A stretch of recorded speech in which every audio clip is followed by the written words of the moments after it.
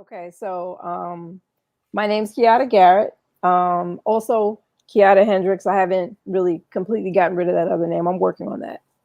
But I started off in I'd say the early 90s. I used to, when I was a kid, actually was in my teens, I would listen to music all the time. I used to listen to Red Alert and Tony Humphries on Hot 97, not Hot 97, Kiss FM.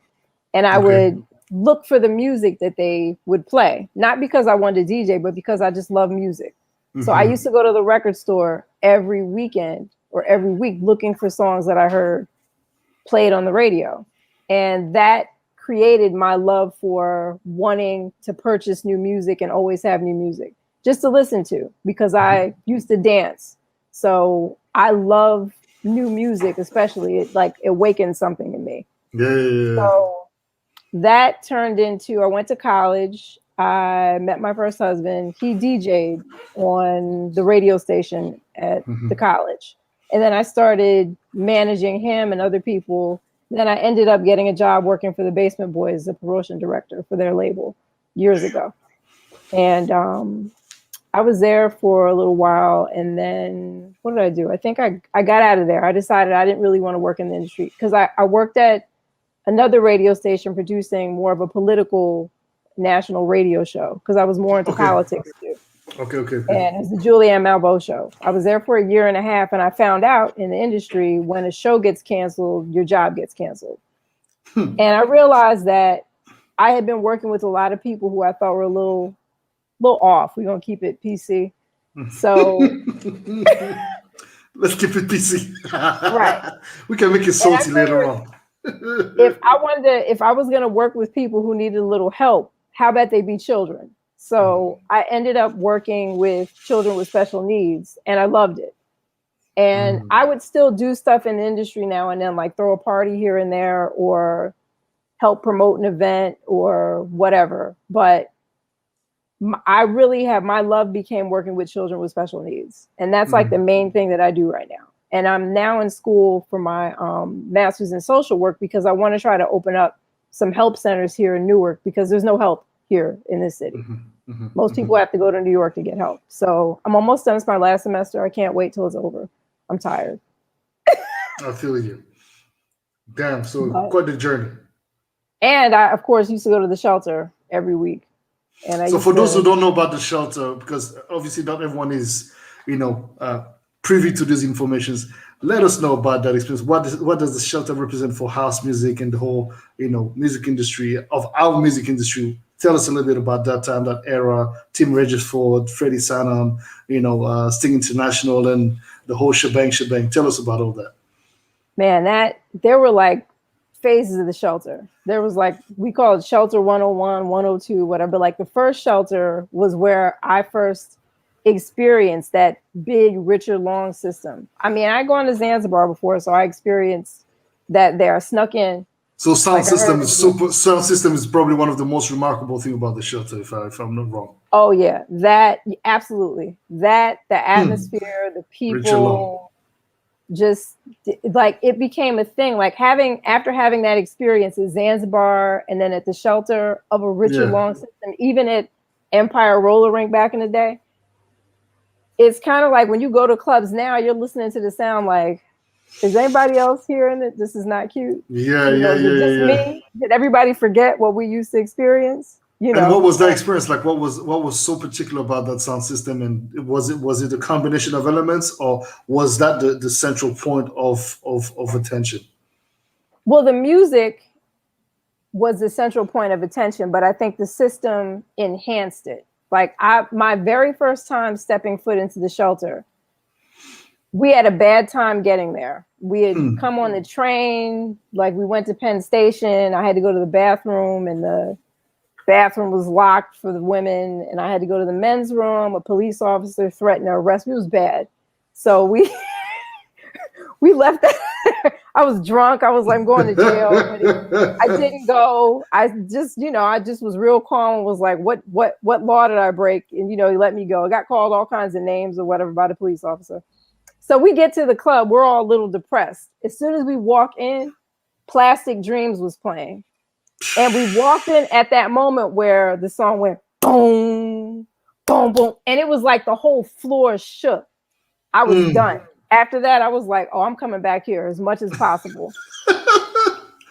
Wow, man. We forgot about everything that happened at the train station. It was an awesome experience. And we started coming, because at that time I was in college in Maryland. So we would drive up or take the train up, either way. And then eventually, when I realized I didn't want to be in the Baltimore, Washington area anymore, because it's where Black folks go to sleep, I came back up here to the New York, New Jersey area. And then I was able to go to the shelter more often. And I looked at it as a place where I could just go dance and get rid of all the troubles that I had during the week. Because even though I've chosen the work that I do, sometimes you see things with families, with kids, it's really heartbreaking. Yeah. And you're like, I got to go dance this week. And I would go and I would dance by myself. I would look at people like, don't dance with me. You don't know why I'm here. Yeah, I'm trying to get the hell off my chest. Yeah, leave me alone. So it became a place where, and then I kept in shape too. I didn't have to go to the gym that much. So you had a whole combination of like dancing your ass off, keeping your ass fit, and busting up some sweat the right way. And the thing that I love the most about the shelter too is that you could go get a full night's sleep. You didn't have to lose sleep going out. Like, the club opened at midnight, but midnight to 6 a.m. was when the tourists were there. And they were just in the after way. Hours. Right. Like they were dancing all over the place. They were annoying. And Timmy wasn't quite playing like Timmy until after 6 a.m. And then I realized from 6 to 8 a.m. wasn't really missing much. It's better to get there at 8. So I'd get a full night's sleep and come to the club at 8 in the morning. And I would stay till noon, 2 in the afternoon. Wow. Sunday. And it was just a great time. I actually met JoJo at the shelter because he used to drive down there from Canada with groups of people almost every week. I was like, wow, he's really serious. He's really into this thing. Driving from Canada to come witness the madness. Yep. How did it all come to an end? It actually came to an end during 9/11, like right after 9/11, because the club was very close to that area. And it was going to close anyway that weekend because the owner had passed and the new owners who were there, who was the guy's sons, was going to overcharge them to keep the party there. So they were going to shut it down until they found a new location anyway, down, in that area at first. And then I think it closed beforehand, and then they moved it to 39th Street.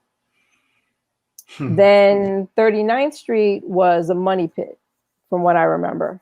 It was a rough time maintaining because it wasn't just the shelter. It was Funkmaster Flex's party was there. They had to rent the space out constantly to afford it during the week. So it became a huge financial burden. And then eventually, I think Sting took over, and then they moved it to a location closer to where it was, to Varick. I think where Timmy was still playing at recently, but the crowd changed and the sound changed. And it became a little different for me. And that's when I realized that the shelter was being driven by the producer who was a part of the party. So like the shelter back in the 90s was Blaze. That was the sound that you heard. Yeah. That was the sound that drove everything. And then when they were no longer involved, it became Quentin Harris. And that was cool.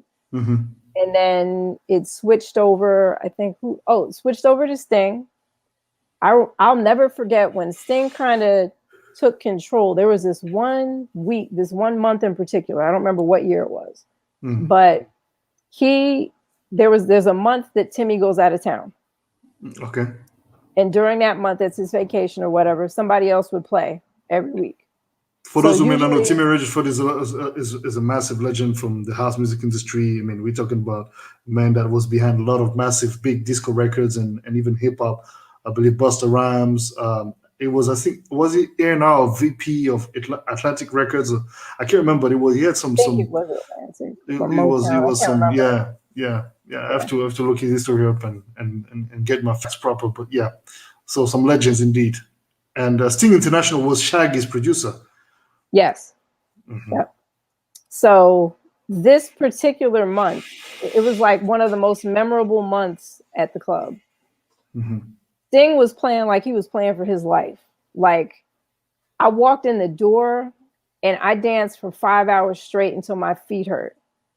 That first week that Timmy was out of town. And I was like, wow. So then the word got out. It was like, yo, dude is turning the party out. So I went that very next week. Same thing. More people danced the whole time till my feet hurt. So I couldn't even walk anymore. Damn. Next week, same thing. More people. That last week before Timmy came back, killed it. Like, there were people in there that were like, I'm supposed to be playing the organ at my church right now, and I should have left by now. It was ridiculous. We were all just having a good time. And then I remember the following week, I had stopped kind of going to hear Timmy play because I kind of felt like I didn't know what he was doing anymore. It didn't feel the same to me. It didn't. You know, I'm honest. I'm rough. Because that's what we love you, Mama. We love you. we know you. I have very high expectations. As real as it gets. And I think somebody told me, they were like, usually when he comes back from vacation, it's great. I was like, all right. I went and I was like, not sure. Yeah, I was like, I don't know. I'm kind of tired. I think I need some more sleep and to go spend some time with my family. So that was that. And then I did try to go to the shelter in the new location, but there were just some images in the club that didn't make me feel comfortable, like some Baphomet types of images or what. It was just looked kind of sinister in there. There was some like obscure. Yeah, and I was like, what's going on here? I said, I don't feel comfortable here. So the decor in that new place just isn't working for me. The greenhouse, that was the place. So, but Go ahead. But like, you know, over time too, I found that there were enough parties here in New Jersey that I didn't have to go over there. Like, if I just wanted to dance for a little bit and come home and go to, you know, because I'm older now. I don't need to be out dancing for 5 hours straight. So our old house where we used to live at was literally down the street from the cricket club where Jahad Muhammad would play. Okay. So why should I go to the city if I can just go there?